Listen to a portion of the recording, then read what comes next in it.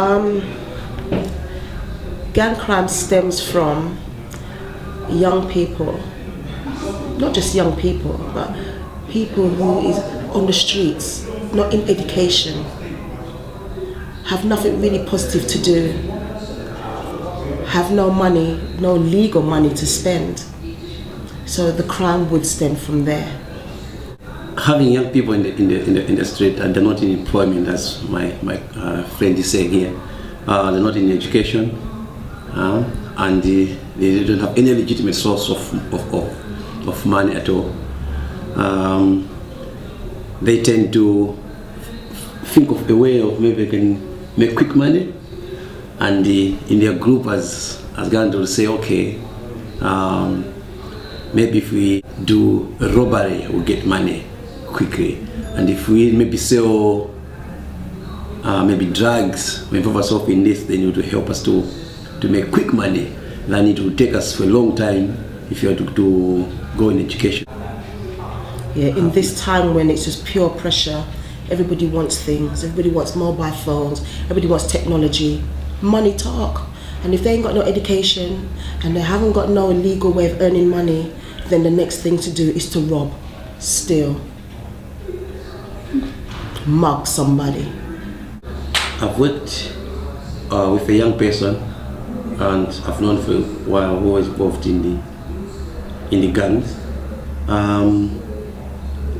I've got to work with this young person because I'd committed some crimes, and we were supposed to work with him possibly to try to get him out of the gangs. And he had been stabbed by another group of other young people. So having to work with that young person, you realize that no, they have lots of skills they have always would have loved to try to develop, but because they tie themselves down in this culture where they can't be able to come out unless if someone tried to show them a door out and help to support them positively, they might try to find a way out.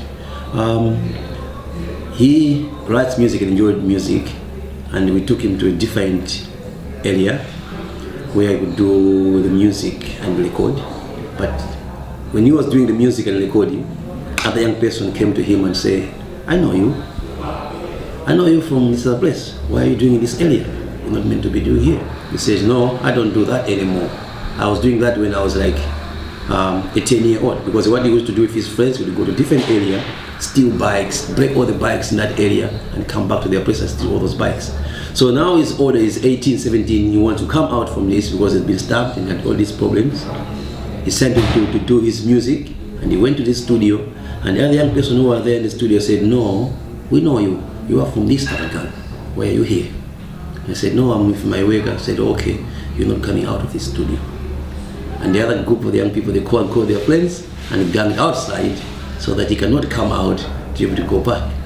So he had to go to call the police, all right, to disperse the group of other young people so that they can be able to just to get on the bus to be able to go home.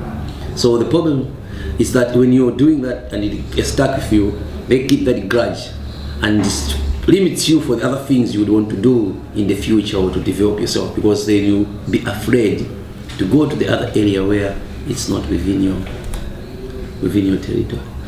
This is a tough question because some will say yes and some will say no. But where I'm standing and listening to what young people, they feel that what opportunities do they have? They feel that there's so much lack of jobs, there's a lot of apprenticeships being cut down. So all these things in turn does turn to crime, does turn to negative feeling, negative thoughts. You know, that's why we have to work so hard in our jobs to say to young people to always be positive at all times. Because every time you look at the news, there's nothing there that's good news. It's always a downer. Everything's a downer. So it does make young people feel negative. And to what the government is saying, everything is rising, everything is going up. Food is going up, fuel is going up. But yet, wages is staying the same, or we're losing our jobs. So what future have they got? They ain't got no future. You know? A lot of them, they still stay focused and go to college, go to university, but what is this society really coming to? You know, when I was in school, we never talk about how to start budgeting your money from the age of 7, the age of 12. We would get a job, we get a pension, and we can carry on the rest of our lives. But nowadays, it's so different. It's so different. So yes, what the government has put in place, I don't feel it is a positive vibe for young people.